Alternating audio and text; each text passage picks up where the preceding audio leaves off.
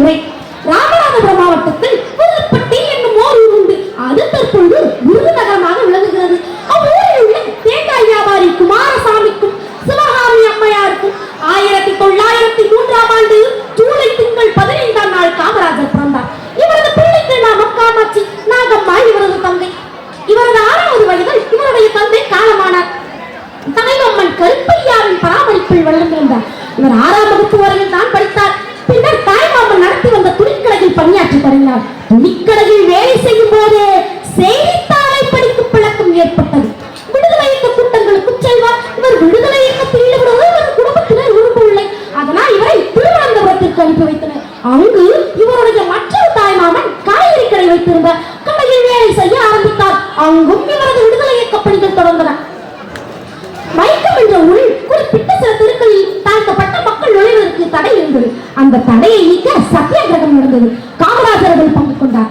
1940ஆம் ஆண்டு காமராஜர் காங்கிரசின் தலைவராக பதவியேற்றார். பின்னர் 1954ஆம் ஆண்டு காமராஜர் தமிழகத்தின் முதலமைச்சராக பதவியேற்றார்.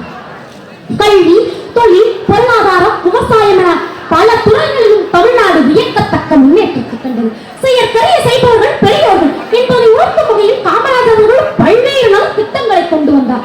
தமிழகத்தின் பட்டி தொட்டிகளில் எல்லாம் பள்ளிக்கூடங்களை கொண்டு வந்தார்.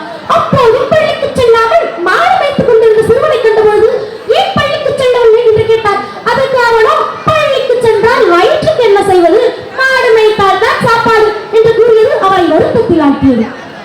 எனவே பள்ளிகளில் மதிய உணவு திட்டத்தை கொண்டு வந்தார். மேலும் ஏழையான மாணவர்களுக்கும் வசதியான மாணவர்களுக்கும் வேறுபாடு இருக்கக்கூடாது என்பதற்காக சீருடை திட்டத்தை கொண்டு வந்தார். பிற்படுத்தப்பட்ட வகுப்புகளைச் சேர்ந்த மாணவர்களுக்கு சலுகைகள் வழங்கப்பட்டன. SLSC வகுப்பு துறையில் கல்வி இலவசமாயிற்று. காமராஜர் ஆட்சியில் கல்வி பொது உடைமையாயிற்று. காமராஜர் ஆட்சியில் இருந்த 9 ஆண்டுகளும் பொற்காலம். 2/10/1963ஆம் ஆண்டு காமராஜர் தமிழகத்தின் முதலமைச்சர் பதவியில் இருந்து விலகலானார். பின்னர் 2/10/1975ஆம் ஆண்டு காமராஜர் இயற்கை எய்தினார். திண்டுக்கல் காந்தி மண்டபத்திற்கு பக்கத்தில் காமராஜரின் நெய்வாளம் எழுப்பப்பட்டது. படிக்காத மேதை காமராஜருக்கு பாரத ரத்னா விருதை அளித்து இந்திய அரசு பெருமைப்படுத்தியது. காமராஜர் இந்திய விடுதலை வீரர்களின் ஒருவர், உழைப்பால் உயர்ந்தவர், ஏழைகளின் துணைவர், எளியவர், துடைத்தவர், அரசியல் மேதையாக வாழ்ந்தவர், அரசியல் துறையாக திகழ்ந்தவர்.